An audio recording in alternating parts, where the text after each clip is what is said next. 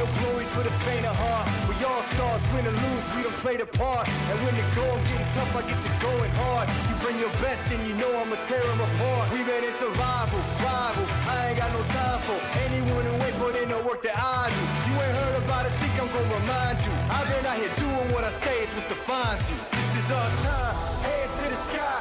You already know, I ain't gotta tell them why. Hands to the sky, this is our time. You already know, I ain't gotta tell them why. This is our house. Yeah, and we can't put it down. This is our house. Oh. All right, what is up, Rundown listeners? It is Ben Peterson alongside co-host Justin Tavener. Welcome to the Conference Championship edition of the Rundown. Justin, one of those Conference Championship games was excellent, and one of them was unlike anything I've ever seen. As always, how you doing today, man? I'm doing good, man. Doing good. There was, some good football on this weekend. Well, For three of the teams, it was good there football. was, yeah. But yeah, doing good. Good. Well, we'll get into the games in a minute. Let's start with our breaking news, though, as always. So kind of a storyline that broke literally right after we recorded the last Rundown episode. I think it was the next day, if I'm not mistaken, that the Los Angeles Chargers hired Michigan head coach Jim Harbaugh. We will finally get to see Justin Herbert with a great coach that's going to build a winning culture in LA. And, I think that Harbaugh was really the only choice for the Chargers here. LA, Colin Cowherd says this all the time. LA is a huge market in general, but it's also a huge sports market.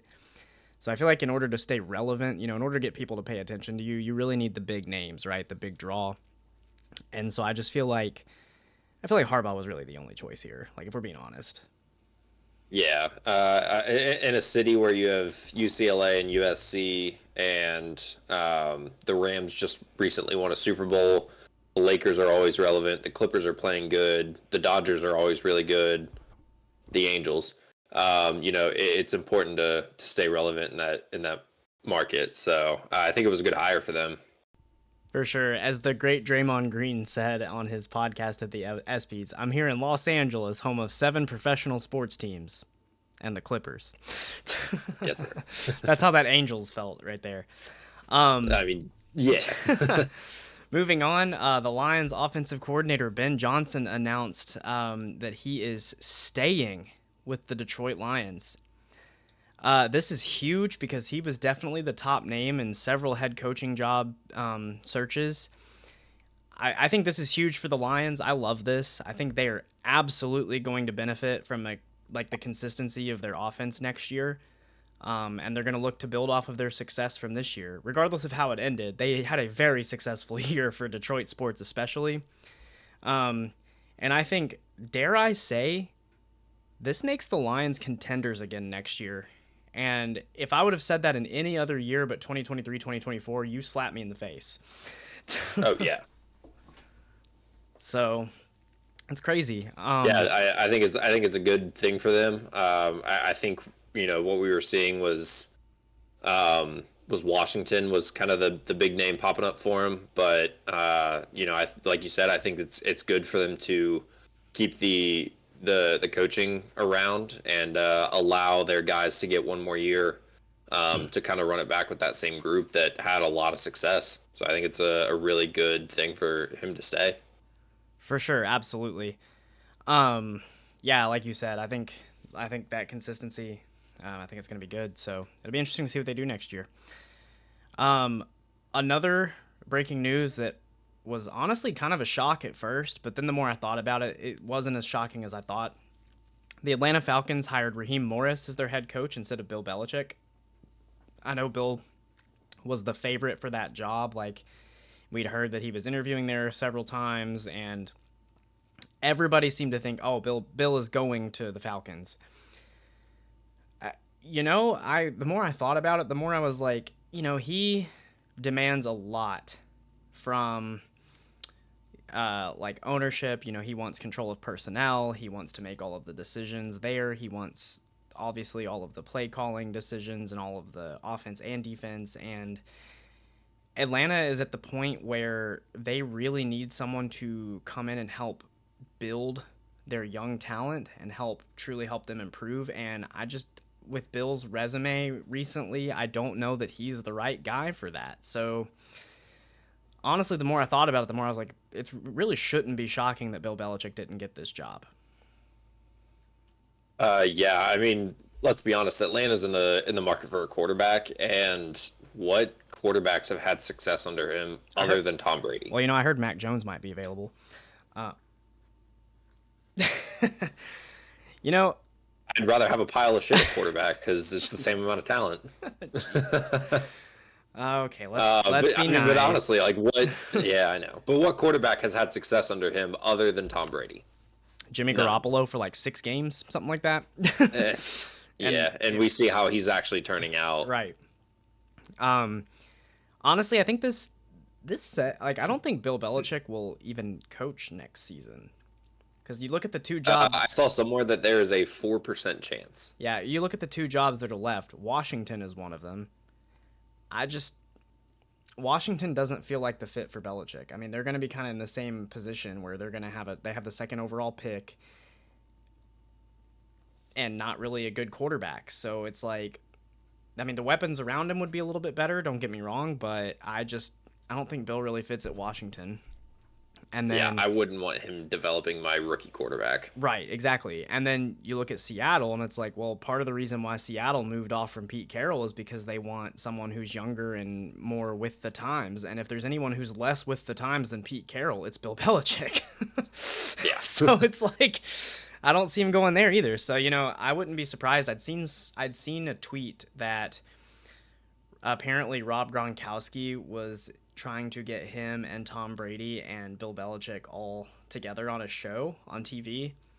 And I think that would be hilarious, but also B, like, I think Bill could do TV like when he's not under the constant pressure to be a head coach. Because I've seen him in a few interviews, and he actually can be a funny guy when he lets himself be, and I think TV would kind of allow him to have that freedom. But I don't see him getting a coaching job this year. But I could see him maybe going to TV for a year and then trying again next year. Yeah, that's kind of the way I see it. Same here. So, a couple more stories here. The Pittsburgh Steelers hired former Falcons head coach Arthur Smith to be their new offensive coordinator. I don't like this move. I'll just be straight up with you. Arthur Smith was the Titans offensive coordinator from 2018 to 2020, and he did have a lot of success there. But it's hard to not be successful when you can hand the ball to prime Derrick Henry 30 times a game. But we saw him in Atlanta for 3 years with the bad quarterback. He just force-fed Tyler Algier instead of, Bijan Robinson and, Kyle Pitts and Drake London. Those names ring any bells? Because they don't for me. Not really. Yeah, I was going to say, they don't for me. Non-existent in their offense, yeah. But we've seen him not utilize teams as well as they should have. And the Steelers' offense is bad. And so they don't have a quarterback. I don't think Kenny Pickett is the guy. It'll be interesting for sure to see what this move does for them, because it's hard for me to see a situation where this gives me a lot of confidence in the Steelers moving forward. Yeah, like they went from Matt Canada to this, and it's not. I mean, what's the difference? If you look at terms of points per game, technically it's a step up, but it's hard to go back from 17 points a game, which is what the Steelers were averaging. Arthur Smith and the Falcons averaged like 18.6, so hard to go backwards. But it felt like this was a lateral move for them at best. At best, I agree. And then our last story, and I put this one on here as kind of a joke, but also it was fun. Brooklyn Nets forward Ben Simmons returned to the court and posted a 10.8 rebound, 11 assist stat line with 1 steal and no turnovers and a 147-114 win over the Utah Jazz. Okay. I put this on here because it's only news because Ben Simmons barely ever plays, and he actually had a good game. In all seriousness, though, I do hope he has some success on the court and is able to at least carve out some sort of career, just something to prove that he can play basketball. For sure. It's good to see him out there. You never want to see a guy's career get derailed because of injury. The on the court other stuff with like Philly and all that, that is what it is. But you never I never want to see a guy lose his career because of injury.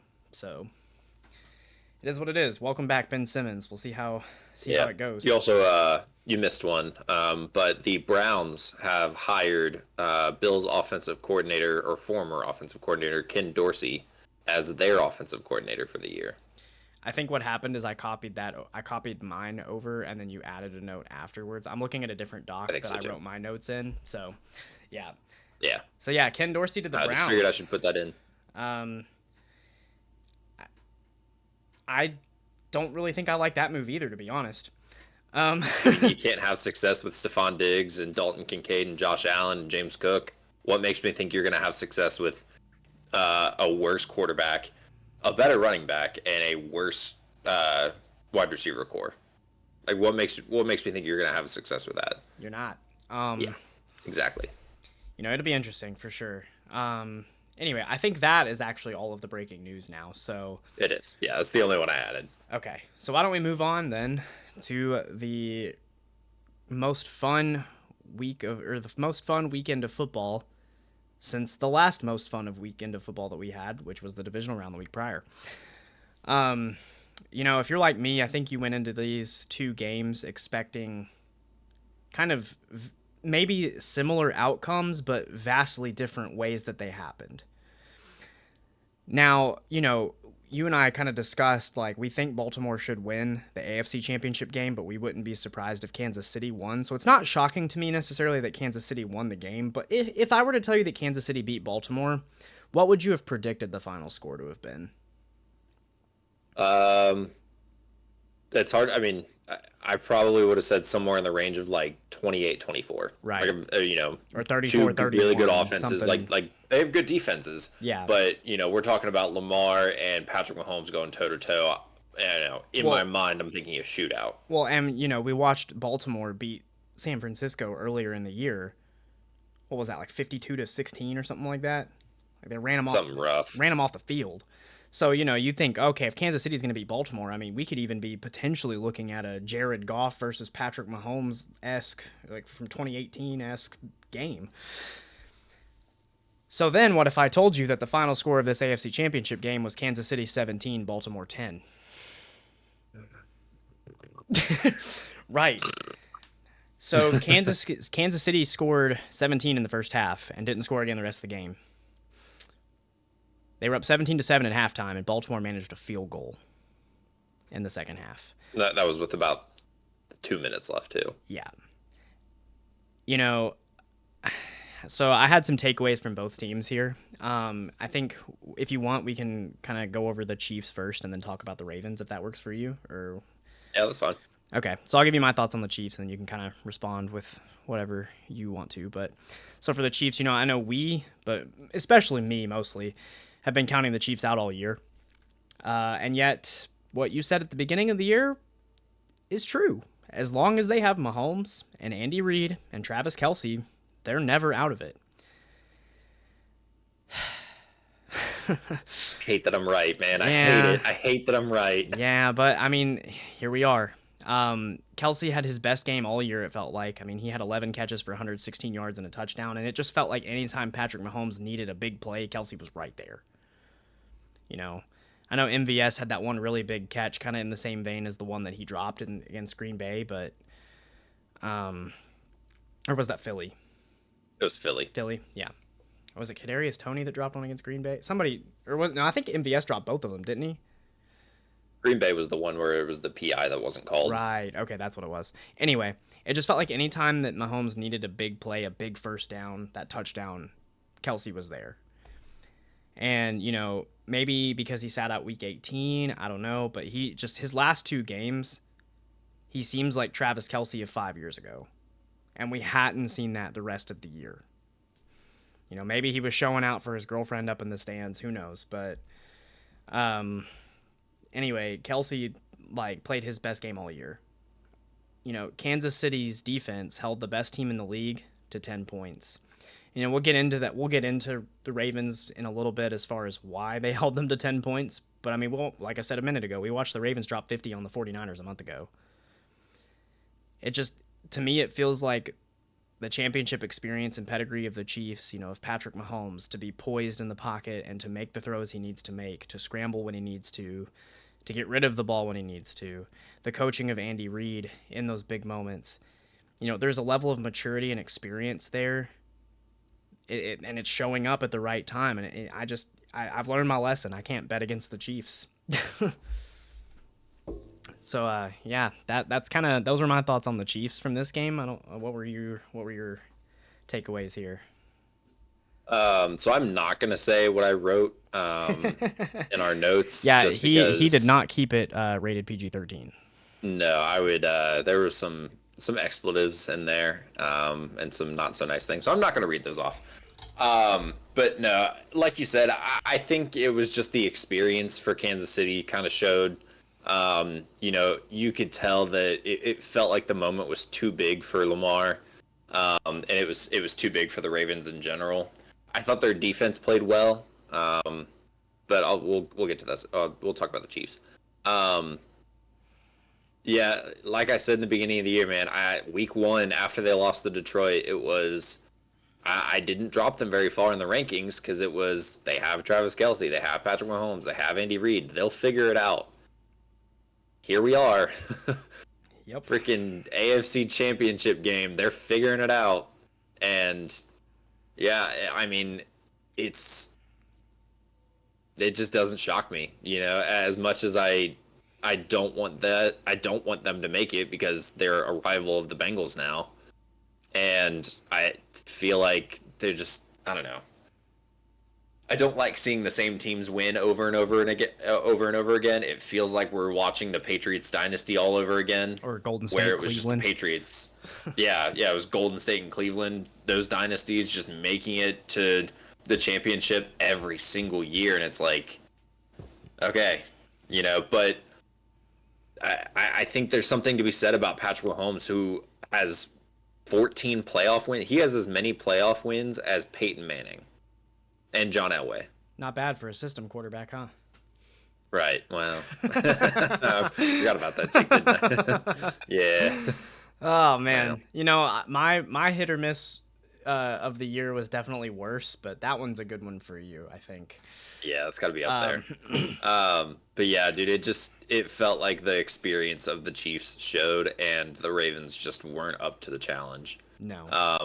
And the thing is like, if you're gonna win in the AFC, it felt like this was the year. For sure. To me, I don't know if this is a hot take or not. I don't know if you'd agree with me.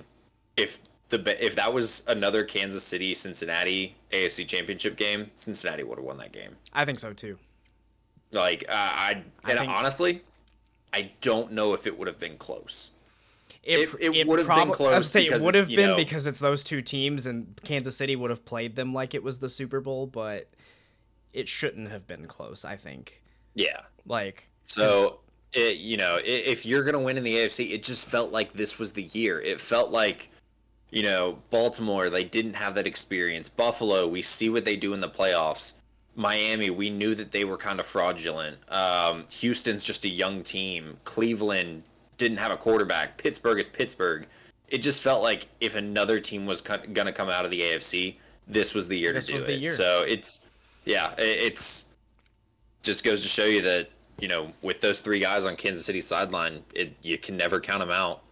No, you can't. And, I think it's hard looking at a year like what the Ravens had, where they were still really good, and thinking of it as a failure.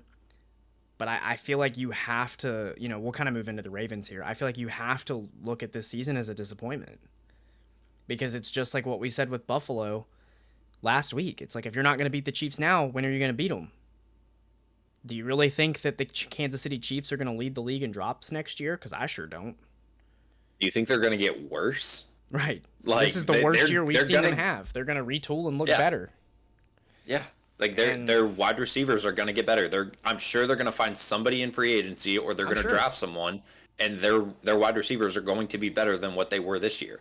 I saw a thing where the Titans might potentially look at trading DeAndre Hopkins to Kansas City for draft picks would be something that I saw, or even somebody like Mike Evans, or even, I don't know, T. Higgins. You shut your mouth. I mean, I know, but I know. No, just real quick on T. Higgins. I have a feeling they're going to franchise tag him, and he's going to be in Cincinnati for at least another year. I think so too, and I think honestly that's going to be the reason why he leaves, because he doesn't want to play on the franchise tag. But anyway, on to the Ravens. I just have a question, Justin. What the hell did I watch on Sunday? You have, as Colin Cowherd said, coaching malpractice. That's what it was. Like, that was a disservice to that team. That wasn't coaching. What that offensive that coordinator wasn't did. Coaching malpractice. That was a coaching felony.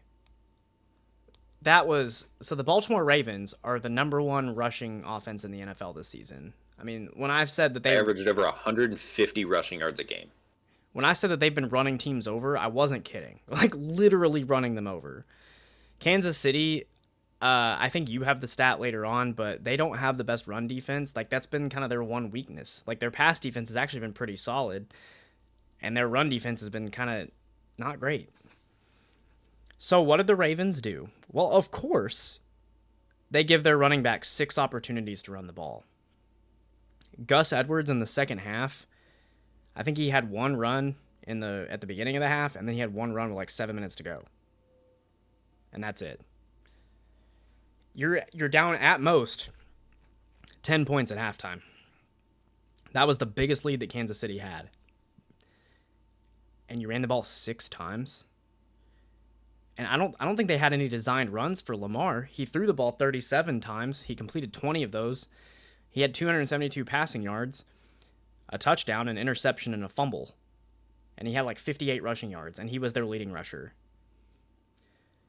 If I'm John Harbaugh, you got to answer some questions, because there is no way in hell he should be getting a pass here. I know we want to blame the OC, but I can't believe Harbaugh signed off on that game plan. Like, that is so against everything that the Ravens have stood for all season. Like I said, it wouldn't have shocked me if Kansas City beat them. It's the way they beat them. Like, this felt like a very bad attempt at giving Lamar an opportunity to proving his playoff doubters wrong, and it backfired horrendously. It felt lazy. It felt like the offensive coordinator was like, scheming for the Chiefs is too hard. Lamar, you do it. Like, I truly have, like, and I mean, I've been watching football since really like 2000. Like, my earliest childhood memory is the Tennessee Titans coming up 1 yard short in the Super Bowl. RIP. And in the amount of time of that I can remember, which is about 2003-ish to now, I've never seen a team just come out looking like a completely different team the way the Ravens did. So that was kind of my takeaway on the Ravens, was like, I genuinely don't know how to analyze what they did, because it was just so against what they've done all season. Like, it's hard to say whether or not Kansas City was actually the better team there, because it didn't feel like the Ravens were even the team that was there. Yeah. So, I don't know. What were your thoughts here, Justin? Because I'm hoping you have more words than I do. Yeah. Like you said, I just don't know why they ran the ball 6 times with their running backs. They ran the ball in the second half on first down 1 time. And that was the first play with Gus Edwards. On first down in the second half, they ran the ball 1 time. Meaning that on every subsequent play, they were behind the sticks. Because if you don't get you don't complete the pass on first down, you're 2nd and 10, you're behind the sticks. Now you're having to play catch up. Now you're having to put Lamar in must-pass situations, and you're saying, Chris Jones is over there licking his chops, saying he's dropping back. Okay, let me pin my ears back and go get him, Bro, for real. you know. And like, while Lamar's a good scrambler, you don't want to put the ball in. You don't want to put him in that situation where he has to throw it, because let's be honest, He's a good quarterback. He's going to win MVP, and I think he took a huge step up in his passing game this year. But in terms of pure passer, he's not Patrick Mahomes. He's not Joe Burrow. He's not Jared Goff. He's not Matthew Stafford. He's not on the same guys of those just pure pocket passers. No. And once again, this is not an indictment on him. I think he took a huge step up. He's going to win it. He's going to win his second MVP. But that's not his game. No. So it was just frustrating because they averaged over 150 rushing yards a game. You had the best rushing offense in the league. And going up against the Chiefs defense, which out of the 4 remaining teams had the worst rushing defense, and they were like 16th in the league this year, they gave up 113 rushing yards a game. And you ran it 6 times. A little bit more because I think Zay Flowers had a carry and Lamar had like 5 carries for 50 yards or whatever. But their running backs ran 6 times. Yeah, their running backs ran 6 times. And I know Gus Edwards isn't Nick Chubb, but he's been a pretty great running back for them this year. Yeah, he's been serviceable. Yeah. At the very least, he's been serviceable. And Lamar didn't have a single designed run in the second half. Not one. All of his runs in the second half were scrambles. And correct me if I'm wrong. Wasn't his whole like thing against him coming out of college was that he was a running back and not a quarterback? Yeah. And you don't run him at all? Yeah. What? Yeah, they imposed the strategy of, hey, we have this really talented player with this really good skill. Yeah, we're not going to use it. Yeah. Well, they also, we're good. Their defense, I mean, they've had a really great defense all year, but their defense also did kind of run the amazing strategy of leaving Travis Kelce wide open on several plays too. So, that's fun. A team that, a team in Kansas City that has struggled with drops all year that really only has one consistent receiving threat in Travis Kelce. You might think, we should cover him. Nah. Yeah. Nah. No, it just felt like they abandoned what they had done all year to get them to this point. They just abandoned it. And it was like, what are you doing? For sure. I also just, I know how we and a bunch of other people raved about how Lamar finally had weapons. He finally had help. I couldn't tell. Let's take a step back here. And, now that their season's over, let's analyze their receivers. Their best wide receiver was a rookie in Zay Flowers, who didn't even have 900 yards this year. Their second best wide receiver, according to their depth chart, this is their depth chart on ESPN, was supposed to be Rashad Bateman. Was he even on the field? He has less than 1,200 yards combined in his first 3 years. Ugh. Yeah, and their third best wide receiver, according to their depth chart, is a 31-year-old Odell Beckham Jr. that has had 2 ACL tears in the last 4 years and hasn't had a 1,000-yard receiving season since 2019. And then Mark Andrews got hurt. So, I understand that Lamar is going to win his second MVP, but I just feel like eventually this had to catch up with him, and it did. I don't know what made us think that Lamar was going to magically turn these guys into Pro Bowlers. Yeah, that was maybe a bit short-sighted on the media's end. Speaking of, and then one last thing. Oh, go ahead. Sorry. Okay, yeah. One last thing. This just felt like a huge indictment on coaching. It felt like exactly what the Buffalo Bills did, where they had huge success running the ball. They had huge success doing what they had been doing for several weeks, which was not asking their star quarterback to play Superman and throw the ball 50 times and run the ball another 20 times, and it was working. The strategy that they had was working, and then they just didn't do it. Abandon it for no reason. You're down 10 at the half, and your defense didn't give up a point in the second half. What was the reason for the panic? If you're down 24 at half, I get it.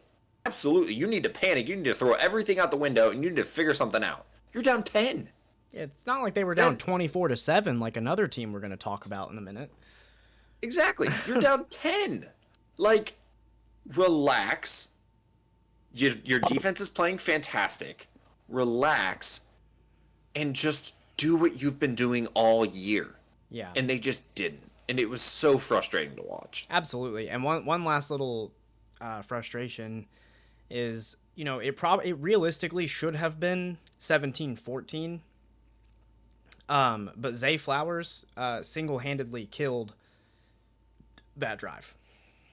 Every single bit of momentum. Because he caught a pass, like, you know, made a little cut move, got around everybody, and then got tackled by L'Jarius Sneed, who held on to him for a second. And so, does he do the mature thing and kind of just brush him off and get up and go back to his huddle? Or does he do the immature thing and, you know, spin the ball at his head and you know, taunt him and everything? Well, of course, he does the immature thing because he's a rookie. But it's, you know, you got to understand the moment there. Like, because that play single-handedly set you back. Yeah. Because instead of it being, well, it would have been, it was either going to be like first and goal at like the 6. Or, yeah. Instead of it being first and goal, you've got 1st and 10 from, you know, the 16. 20 or something like 20, that. yeah. I don't know how much. It'd have been 15. I'm assuming it's 15, yeah. It's 15, yeah. So you had 1st and 10 from the 21. And then on the like it was a couple plays later, you catch a ball, and you know this is a little bit more of a kudos to L'Jarius Sneed because he made a hell of a defensive play on the ball to strip it, but then you fumble the ball on a touchdown, and you know you're going to take contact. You got to secure the ball there. You have to. So it just, you know, I know he's a rookie, but it's like, you know, you see rookies all the time not doing that kind of stuff. And it just... Puka Nacua didn't do that at all. No. Sam Laporta hasn't done that at all. Like, it's one of those moments where you gotta be a grown-up in the situation. And even though you're a rookie and you're young, you're still an adult. And you gotta act like you've been there before. And that definitely felt like, yeah, I'm the GOAT. I just caught a pass over you. You know, it just felt like one of those show-offy moments that Karma immediately said, no, you don't. So, yeah, we'll leave this section with just kudos to the Kansas City Chiefs. I mean, 6 AFC championships, 6 straight AFC championships is nuts, and they're going back to the Super Bowl.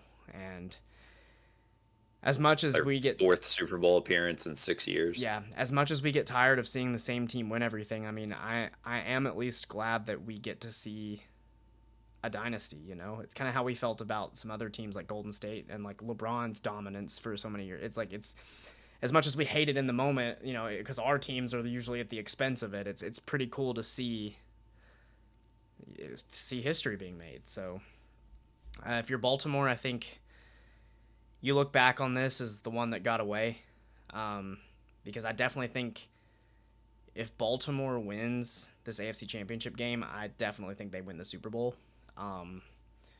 But I mean, like we've said, it's hard to say moving forward, you know, that they're going to have another opportunity at this. So, oh well. For sure. Yeah. On to the NFC side. The NFC Championship game was a fantastic game. San Francisco pulled it out. They overcame a 24-7 deficit at halftime, coming back to win 34-31 over the Detroit Lions. We'll kind of do the same thing. We'll start with San Francisco and then move on to Detroit in this section. So, my thoughts on San Francisco. You know, I think that Brock Purdy has answered pretty much any question you could have about him in this game.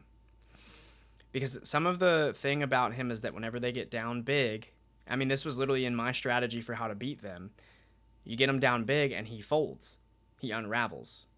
We saw that in a couple games earlier this year. I think he deserves a lot of credit. He proved me wrong. I was wrong on this. He kept his head together despite them being down 17 at halftime, and he led the team to a win. I mean, I know obviously like Elijah Mitchell and Christian McCaffrey had some touchdowns, and like so he only had one touchdown pass, but he led those drives. I definitely don't think he deserved to be MVP this year.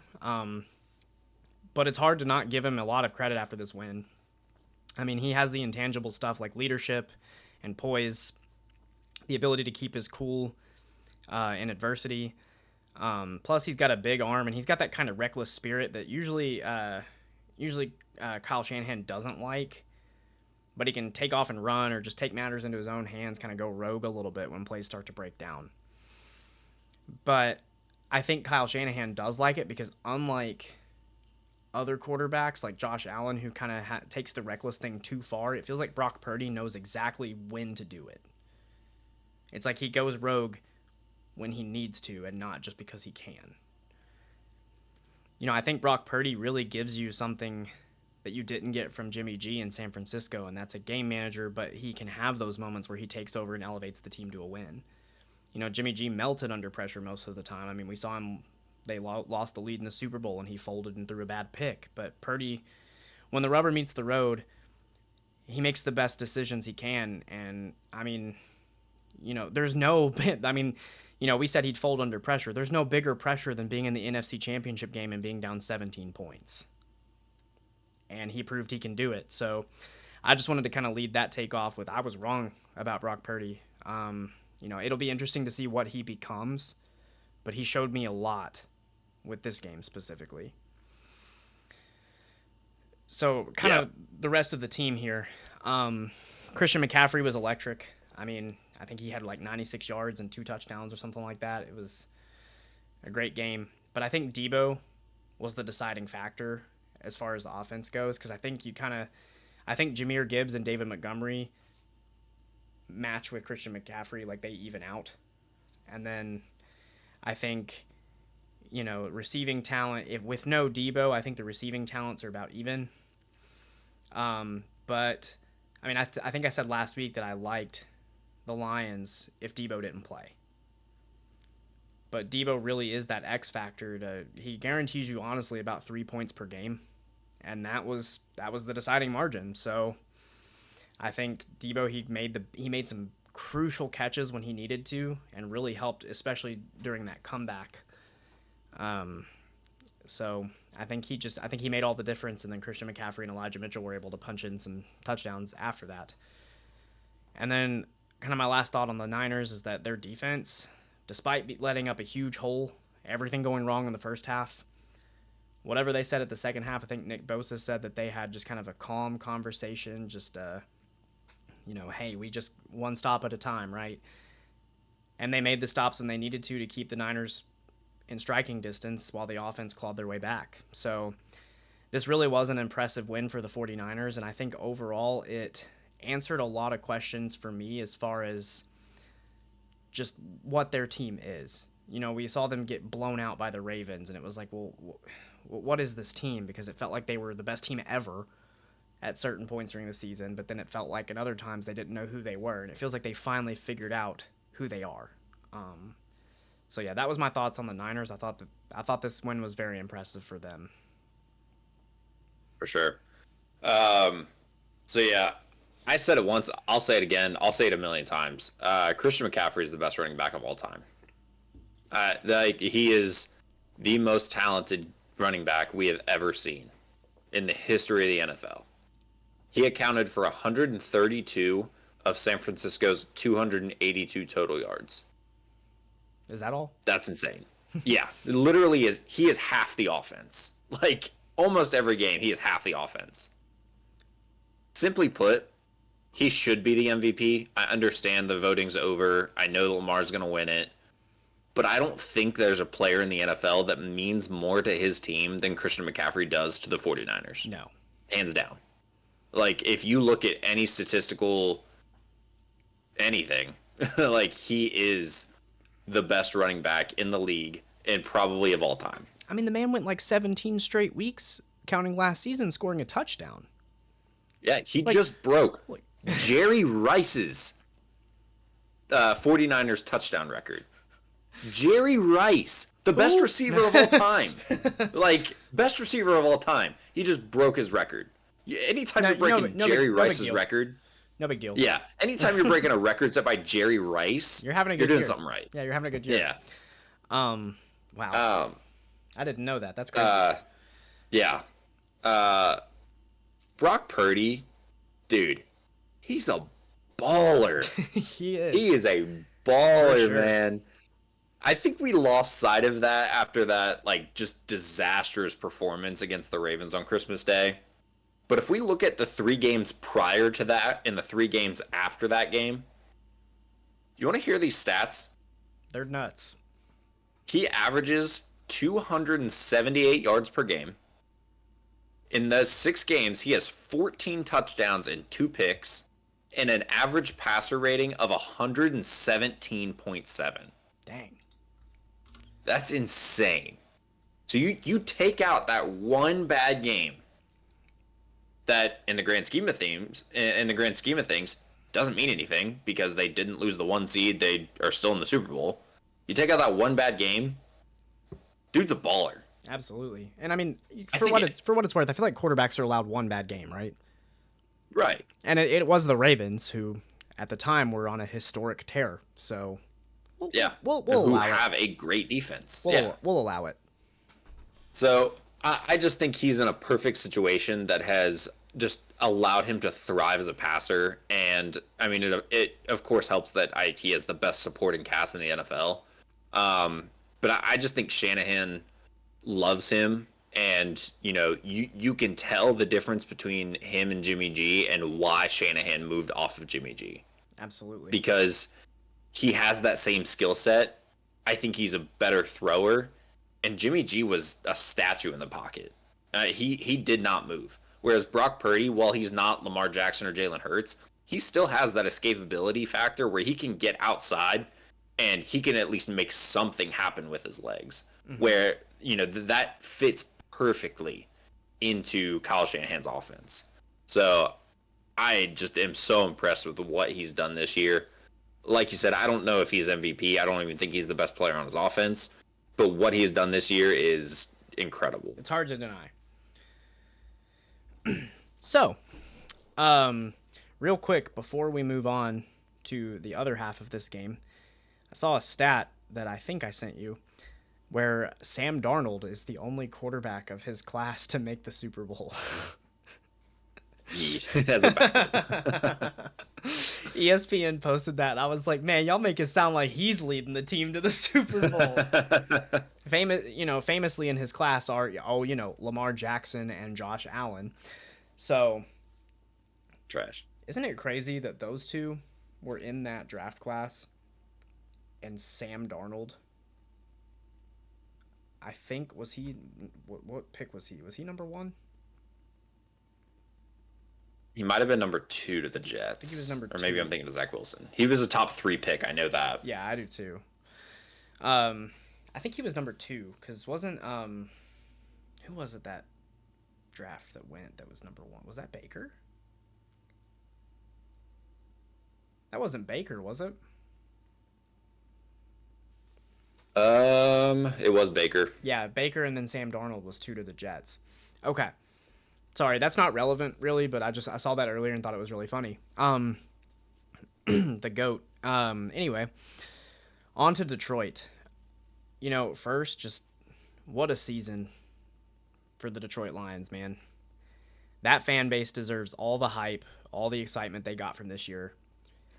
And it was honestly kind of heartwarming to see just all of the blue jerseys and everything in the crowd at the Niners Stadium. Like, that felt like legitimately probably about half that crowd was Detroit. It was pretty awesome. I thought that Detroit played the best first half of football they've played all year. And I mean, they went up 24-7. Like, you couldn't ask for a better start to that game.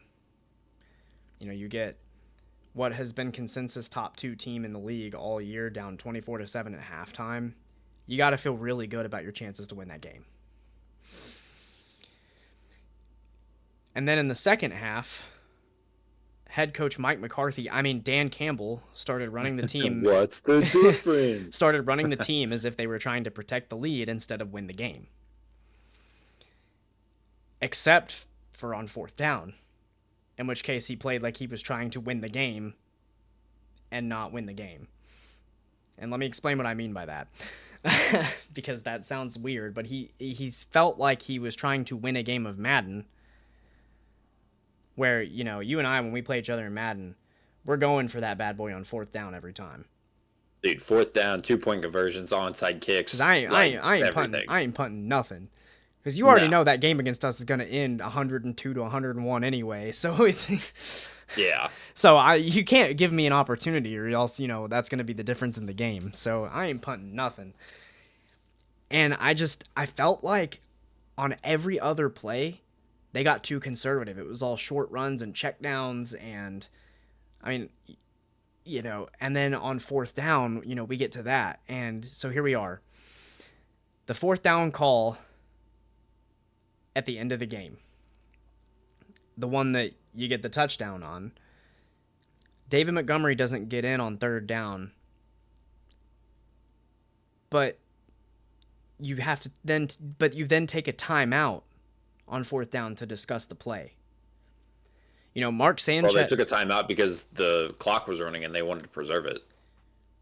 Right, but what I'm saying is, you go in on 3rd down with that play ready to go. You hurry up, and you run that play. You keep the defense on their heels, because then, you get the touchdown there, and you have all 3 timeouts. You have a chance to get the ball back, but because you call that timeout on 4th down, you have to get the onside kick or the game is over. And then, of course, you don't get it. And, well, we saw what happened. So that was wild.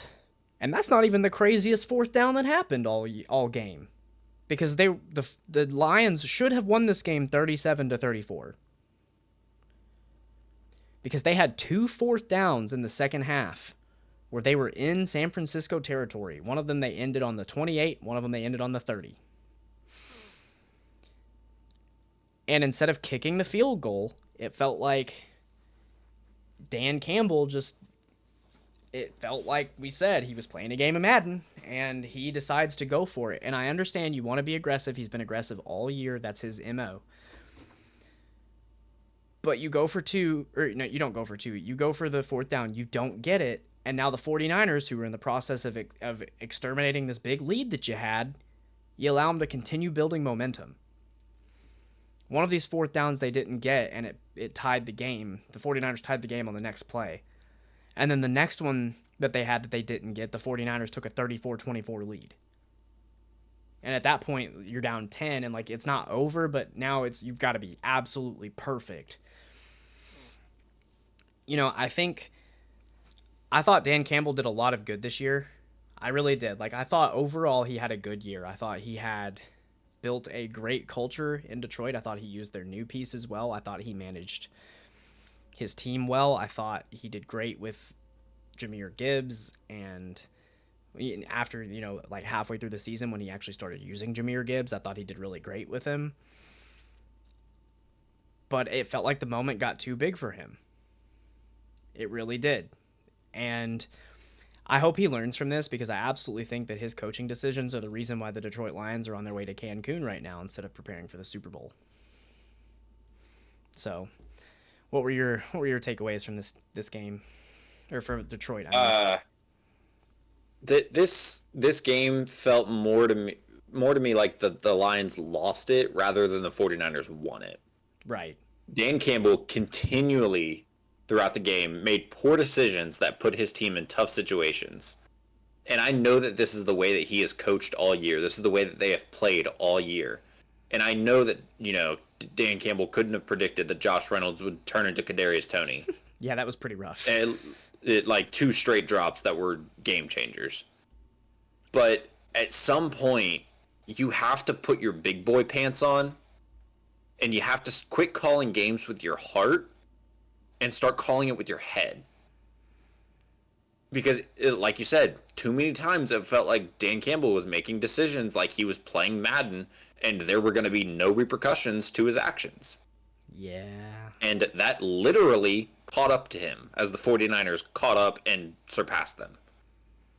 It felt like a huge blunder on his part. And, going back to that 3rd down, why run the ball on 3rd down with 2 minutes left, less than 2 minutes. You're under the 2-minute warning, and have to burn a timeout.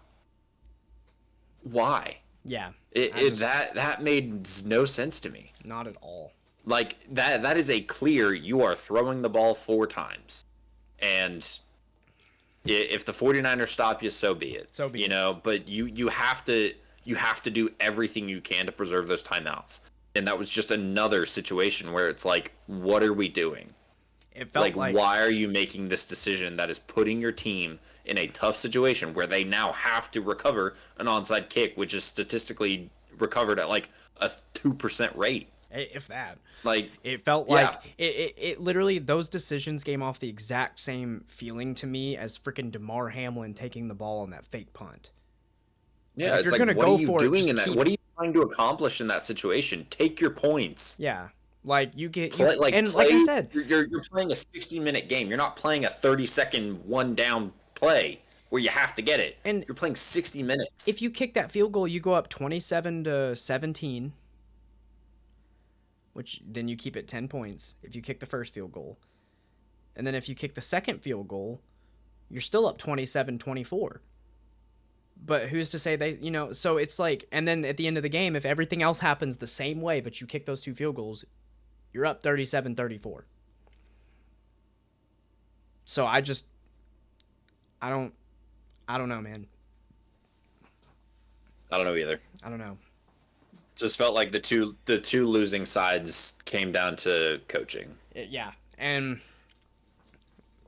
one of them was more understandable in Dan Campbell, and one of them was the most bewildering thing I've ever seen in my life in John Harbaugh. Yeah. So, that's kind of it for the recaps on these games. We'll have a little bit more content on that later. For now, we're going to move on to Taverner's Tiers 3.0. I have it 2.0 in the docs, but I realized 2.0 was with your players. So 3.0 here is Justin will rank the 12 playoff teams that have been eliminated so far. So that's everybody up to Baltimore and Detroit, and their likelihood to make the Super Bowl in 2025. So Justin, my friend, take it away. All right. Coming in at number 12, I have the Pittsburgh Steelers. Just don't think that this hiring with Arthur Smith is going to work out the way they hope it would. So 12, I have the Steelers. 11, I have Tampa Bay. I think with their DC that left or their OC, one of their coordinators left to go coach the Panthers, which I don't know why you'd want to do that, but anyway. I think it was their DC, but I could be wrong. Yeah, I don't remember. But yeah, it just feels tough. Feels like I think it was their OC. Because that's why Baker had so much success. But anyway, 11 I have Tampa. Number 10 I have Cleveland. I understand that Deshaun Watson's going to be back, but he hasn't played a full season in a Browns uniform and hasn't really had a good year of football since 2020. So I'm not sure what makes people think that all of a sudden 5 years later he's going to turn it around. So Browns in 10.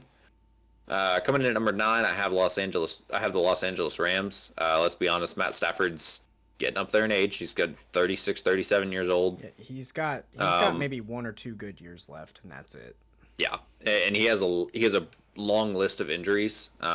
So you got to think that that's going to catch up to him. I do like their weapons, but it just feels like with Aaron Donald threatening retirement, Matt Stafford getting up there in age, it just feels like a tough situation. I'll tell you what, how about Kyren Williams, though? I know that's not on topic. Oh, yeah. Man. Yeah, he was a huge juice to that offense. Coming in at number 8, I have the Green Bay Packers. This is a young team. They were super inexperienced. But I think if Jordan Love continues to take that step up and their wide receivers continue to improve, their defense played fantastic down the stretch. I think they have nowhere to go but up right now. So Packers at 8. Coming in at number 7, I have the Miami Dolphins. As far as I'm aware, they're going to keep Jalen Waddle and Tyreek Hill and Raheem Mostert. I haven't heard any free agent or trade rumblings coming from them. So it's hard to imagine that the offense isn't going to be just as potent next year. So I have Miami at 7.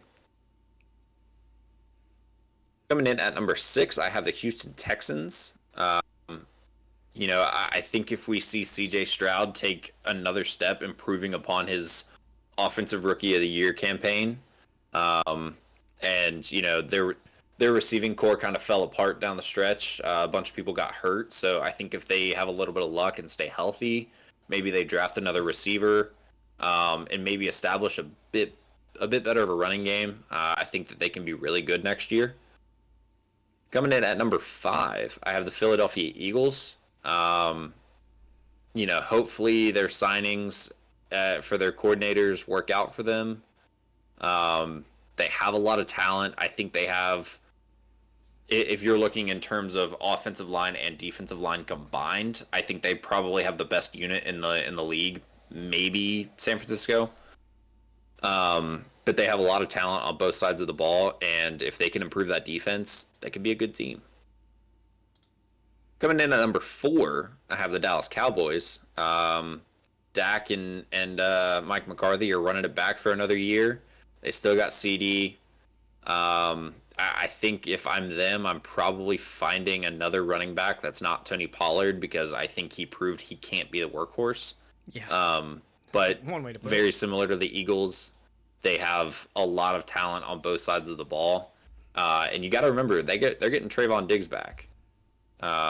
So I know he's coming off a torn ACL, but it's still Trayvon Diggs. Coming in at number 3, I have the Detroit Lions. I think this was a good step for them in their development. And, you do have a lot of young pieces. Amon-Ra St. Brown is still very young. Jameson Williams, still very young. Sam Laporta and Jahmyr Gibbs were rookies. And if they can continue to draft well, which is what they've done for the last 3 or 4 years, and, Jared Goff and that entire offense coming back with Ben Johnson getting another year in that system, I think they're right they're in a perfect spot to run it back. Absolutely. They're in a perfect spot to get back to exactly where they were this season, if not better, which, that's kind of the whole point for this ranking. Coming in at number 2, I have the Buffalo Bills. I think we saw what this offense can be without Ken Dorsey down the stretch of the regular season. I think they got away from that in the Kansas City game, and it showed. But, you got to remember that they literally were playing linebackers that were on their couch, a week prior. So they just had a lot of unlucky injuries to their defense. And if they can find a way to keep that same offensive core and build around Josh Allen and do what they need to do, I think that they have a shot to make a run. I think so too. And coming in at number 1 with the best chance to make the Super Bowl next year out of the 12 eliminated teams, that's going to be the Baltimore Ravens. I think that they were just a poor game plan away from winning this game and going to the Super Bowl this year. And I think that they can find a way to get back to where they were. Their defense was fantastic this year.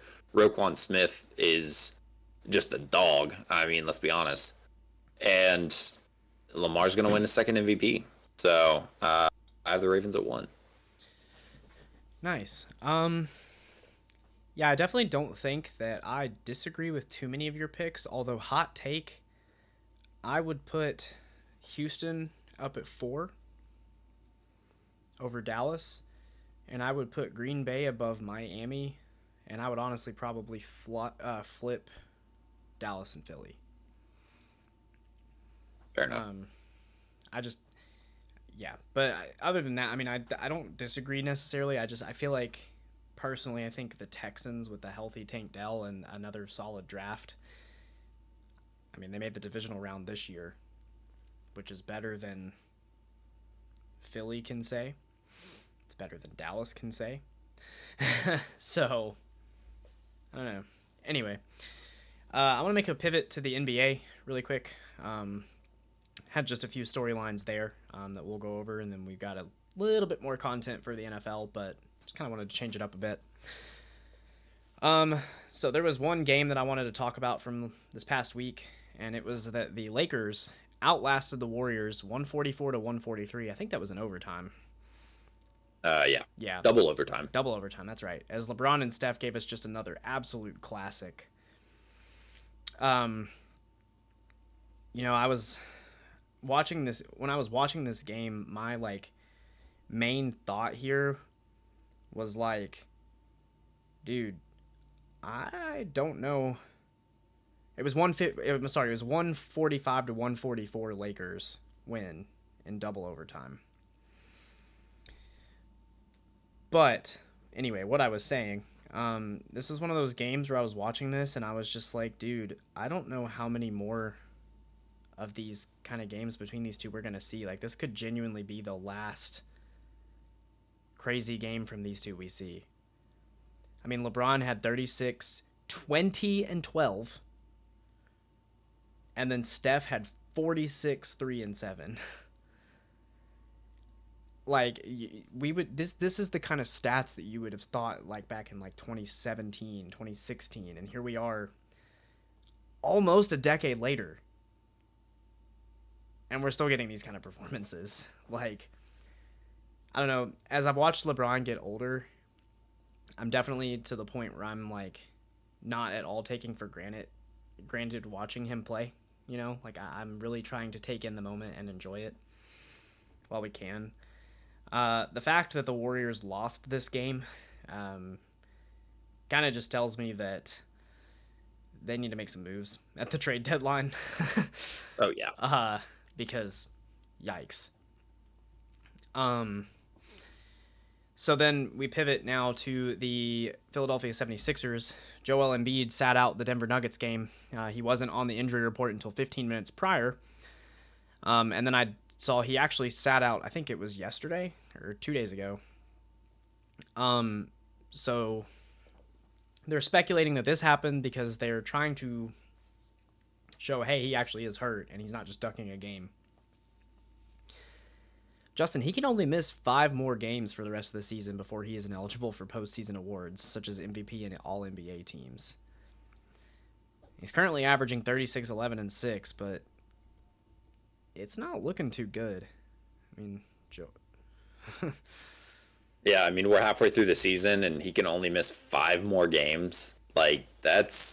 He has to be available. And it sucks that the NBA has done this, but I also like it because it makes guys like Joel Embiid play more, and if you're seriously injured, that's one thing, right. But, and not to say that he isn't injured, if he is, sure. Right. But it holds these guys more accountable instead of this load management stuff that we've seen. And it would suck for him to average 36, 11, and 6 and not win MVP and not be named to an All-NBA team. But these are the rules now. This is the NBA. You have to follow these things if you want to be eligible for these awards. So, it sucks to see a historic performance, a historic season by Embiid probably go to waste. Well, can I make a comparison really quick? Yeah. So, and this is about the whole load management thing. So there's data coming out now with these super shoes and running. So for anyone listening who doesn't know, back in 2017 or so, Nike unveiled a racing shoe for the marathon that had a different type of foam and a carbon fiber plate in it. And essentially, without getting too techy, it gives a lot of energy return and makes your legs have to do less work, so you're less tired. And they named it the Vaporfly 4% because they had some data that said it made you 4% more efficient. Anyway, data is coming out now that says that training in these shoes for every training run or the majority of your training runs actually makes you more susceptible to injury. And the reason being is that your legs are doing less of the work, so they're not as strong.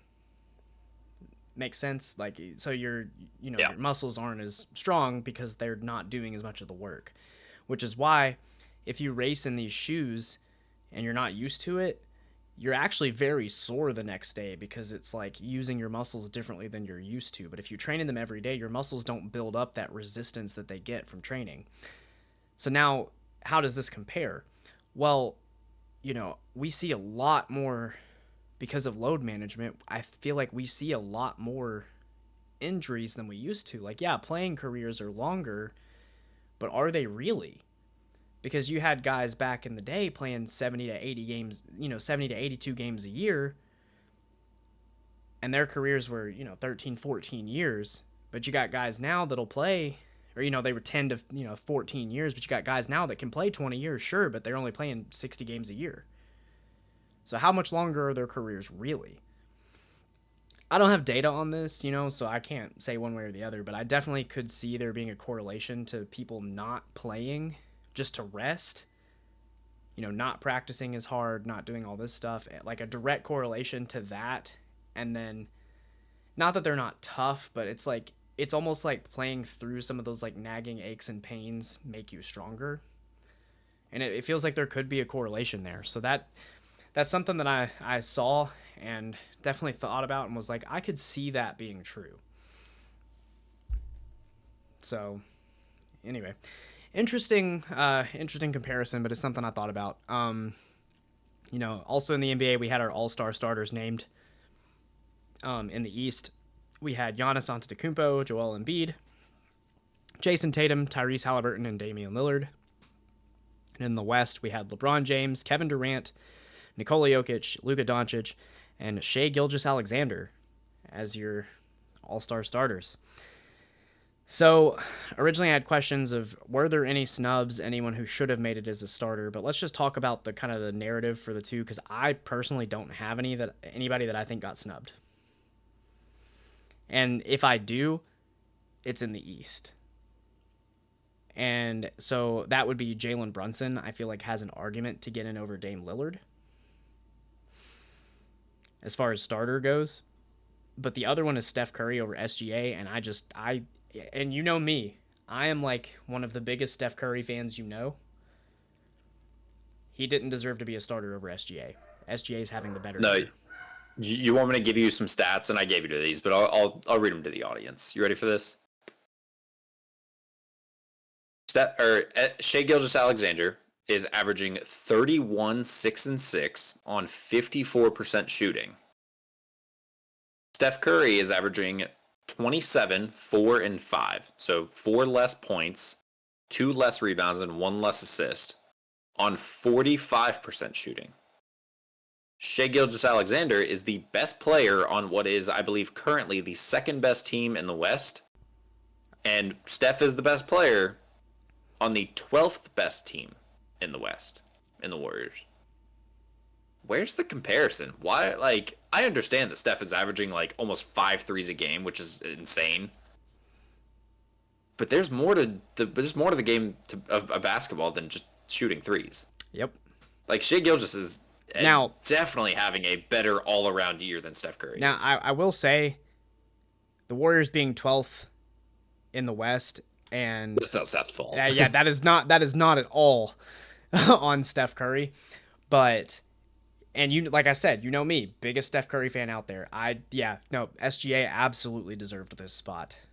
I think the argument for Jalen Brunson is a lot better because Dame is a defensive liability. Let's call it what it is. And he's had flashes with the Bucks where he has not looked that good. Meanwhile, Jalen Brunson, I think, is leading that team in such a way that he is elevating his teammates around him. And so I feel like if you were going to make an argument for someone over Dame or someone getting snubbed from the All-Star starter selection, I think Jalen Brunson would be the top of the list. Now we move on to the NBA current standings. And, so currently, I won't read through them all, but I just want to point out some things. So you were actually incorrect. The Thunder are not currently second in the West. They sit alone on top of the West. Not as of writing that. They lost yesterday to the Timberwolves. Did they? Yes, so I believe they are Okay, second. so now they may be second. All right. Well, as when I wrote this yesterday, like in the day, they were first. So Yeah. just I guess be mad at your team for being bad. Anyway, I think some surprises in the current standings are more of just where teams have fallen. So like the Orlando Magic, for example, you pegged as did you say they were going to be an Eastern Conference Finals team? No, I just said they'd make the playoffs. Make the playoffs. Which I mean, is they're still in playoff. impressive considering they've been irrelevant. Yeah, but it is interesting because I think they were like third at the time that you wrote that, and now they're well, they're down there. They're in eighth.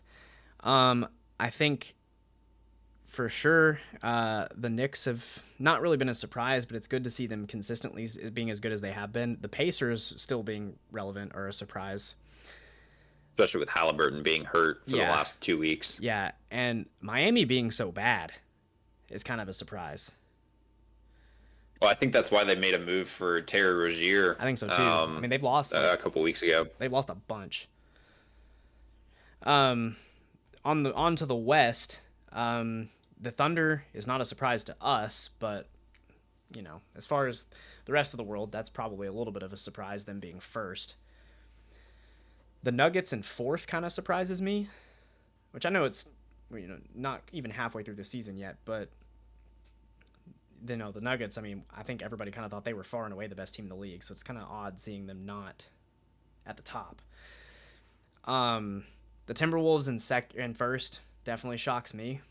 I thought the T-Wolves would be good, but I didn't see this.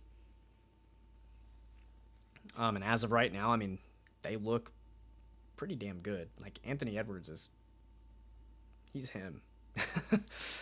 Yeah. And Rudy Gobert actually looks, dare I say, good. Yeah. So I mean, the game that he plays is just sick, man. it is sick. And not Too soon for the COVID jokes. Yeah. And then I think the only other shock, the Grizzlies in 13th isn't really a shock because Jaw's out. Definitely the Warriors in 12th. I'm on the injury report for the Grizzlies. That's true. Definitely the Warriors. Everybody's hurt for them. Yeah, true. Definitely the Warriors in 12th, I think, is the biggest shock of the Western Conference. Which, I mean, if you've been paying attention to the Warriors, maybe seeing them fall apart isn't the most shocking, but I mean, they were champions 2 years ago, and here they are in 12th. So it's kind of odd. Yeah, I think the biggest catalyst for that is Andrew Wiggins is Missing? playing like Andrew Wiggins. He's missing? Yeah. Is he on the team? Bro, I ain't. Well, that and then Draymond Green is going to pimp slap anybody who walks in front of him. So, True. Did you see that? Who was it he did that to the other day? Like his first game back.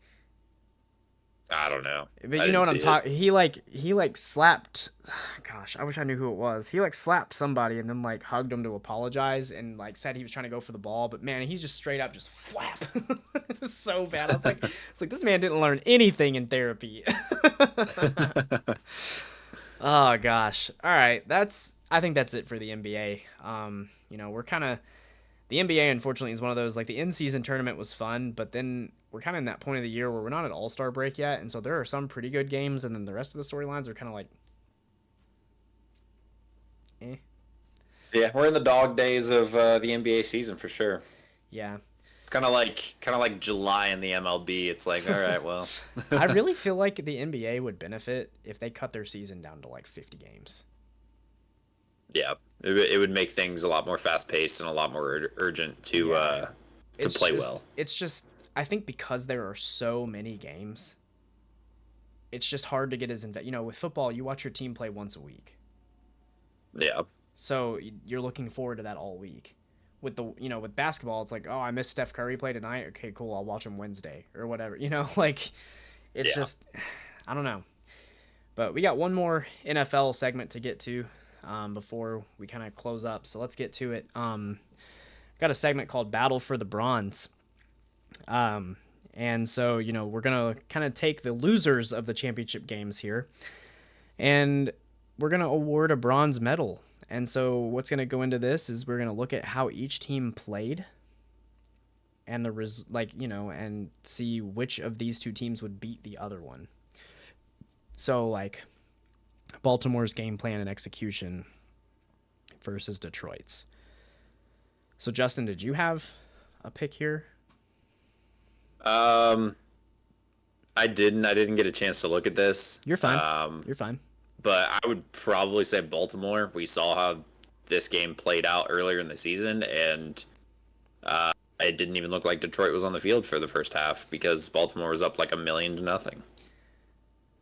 See, that's funny. So for me, the bronze medal comes down to who I believe executed at their best and played the better game in the championship game. So I know Dan Campbell made some questionable decisions, but how do you look at what the Ravens put on the field and say it was anyone but Detroit for bronze? I'm awarding my medal for bronze to the Detroit Lions because I firmly believe that if we take both teams that marched out onto the fields on Sunday and put them against each other, Detroit blows Baltimore off the field. Like, I don't even think it's a close game. And I understand, the head-to-head, like, you want to lean Baltimore, and Baltimore all season was the better team. But it's kind of one of those what have you done for me lately things. And so for me, I think Detroit has to take the bronze medal this year. So what an honor. Yay. Yay, good job. Third place. Man, they weren't even the best loser. The best Yeah. loser is whoever loses the Super Bowl. Ah, gosh. All right. Well, congratulations to the Detroit Lions on being the Rundown's runner-up to the runner-up. Let's move on to hot takes and kind of wrap up a fun one, shall we? Do you want to start us off for these? Yeah, I'll give my first one. Cool. Then we can just go back and forth. Sounds good. My first hot take is that if the Kansas City Chiefs win the Super Bowl, Travis Kelce will retire at the end of this season. I think that he has nothing left to prove. He has 3 Super Bowls at this point. I think that we can call him the greatest pass-catching tight end of all time, if not the greatest overall tight end of all time. I think Gronk or Tony Gonzalez would have something to say about that, but at worst, he's top 3. So I think that if the Chiefs win, that Travis Kelce is done. I think he's done. All right. He would go be Taylor Swift's cheerleader for the remainder of her career. What a horrible fate, right? Yeah. I'm just kidding. Travel the world and You travel the world and watch your superstar significant other make millions and millions of dollars singing pretty damn catchy songs. Darn it. Yeah, terrible, man. Terrible. I wouldn't want to do it. Ah, gosh. Do you think this is a side take, but do you think we'll have a Taylor Swift segment on our next episode? I hope not. I might write it in. However, I do want to address it at some point. Yeah, I might write it in now just for you because I think our feelings on it could be misconstrued as the general consensus for people who are hating on it, and we don't agree with it. So, maybe we'll have kind of a down week next week with there not being any NFL games, because who wants to talk about the Pro Bowl? So maybe we'll put it in next week. So, my first hot take: Bill Belichick is done. He will not coach for another NFL team. Ever? Forever. So I think that his personality and his leadership style of needing power in the locker room and needing personnel control and needing all of these things, I just think that's outdated. And I don't think that I don't think you can look at his resume over the last 4 years and be comfortable with that. His drafts have been busts. He hasn't developed new talent well. He's put in offensive coordinators at defensive coordinator and a defensive coordinator at offensive coordinator. I just don't know how you look at him and want him in that capacity. Could he maybe be an advisor for a team? Sure. But I don't think he will be a head coach because he's going to be a year removed from football if he doesn't get a job this year. And he's going to be like 75. I don't see it. Yeah, I mean, let's be honest. The only people that wanted to coach for him was his children and dudes that were kind of rejects that failed as head coaches that had to come back to him. That's Exactly. it. Like, Exactly. that's the only people that wanted to coach for him or coach under him. All right. My second hot take is that the Pittsburgh Steelers will finally have their first losing season under Mike Tomlin in the What- 2024-2025 season. What an honor. Now I'm saying that they're going to go 17-0 and win the Super Bowl. Right. And, I'm going to look stupid, but Kenny Pickett's gonna It throw won't for be six. near- Kenny Pickett's gonna throw for 6,000 yards and 40 touchdowns. yeah. Najee Harris is going to turn into prime Derrick Henry and Adrian Peterson combined. Yeah, okay. But yeah, finally the Steelers will have a losing season under Mike Tomlin. And with that, I believe Mike Tomlin will be done as their head coach. I think so too. My last hot take. Jared Goff and the Detroit Lions will win the Super Bowl in the next 2 years. I firmly Let's believe. say 2 years from now. I think the Bengals are going to win it next That's year. why I said the next 2 years. So I firmly believe that with the Lions keeping Ben Johnson at offensive coordinator, they'll have all the pieces to go further than this year. I think that they learn from their mistakes this year, and I think they are going to win in the next 2 years, but I think that they will be one of few teams to make it 2 years in a row. So as it sits right now, if I had to predict it, next year I think they lose to Cincinnati, and then the year following they win the Super Bowl. I like it. I figured you would. Yeah. Knowing my luck, the Super Bowl that they win will probably be against my Titans. So Yeah. probably just because. Yeah. All right. Just to piss you off. Yeah, of course. So, I think that's kind of all we had for this week. As the season winds down, there are less topics, but somehow more to talk about. Yeah, I feel like it gives us a chance to go kind of more in depth in with depth. these games and kind of analyze them a little bit more. For sure. I mean, whenever you're trying to cram, we would pick 5 games a week during the season. Yeah. It's hard to do that and keep the podcast at or under an hour and a half, and we had several episodes this year that did not do that. Yeah. Including the lost 2-hour episode of week 14. RIP to a real one. But no, dude, I mean, we're getting down to it. We've got a week between now and the Super Bowl, and then we'll be done with the NFL season, man. And Yeah. On to the NBA. it's crazy how fast it's gone by. Yeah. Be counting down the days until kickoff of next year. Yeah, I know. I've had a lot of fun doing this year with you for sure, but it definitely feels like it's flown by. Yeah. So, but yeah, that's all we had. So, until next time, guys, hoo-day, tighten up, and don't forget to like and subscribe to the podcast on YouTube and wherever you get your podcast, be it Spotify, Apple Music, wherever. And yeah, thank you guys so much for listening, and we will see you all next time. Have a nice day.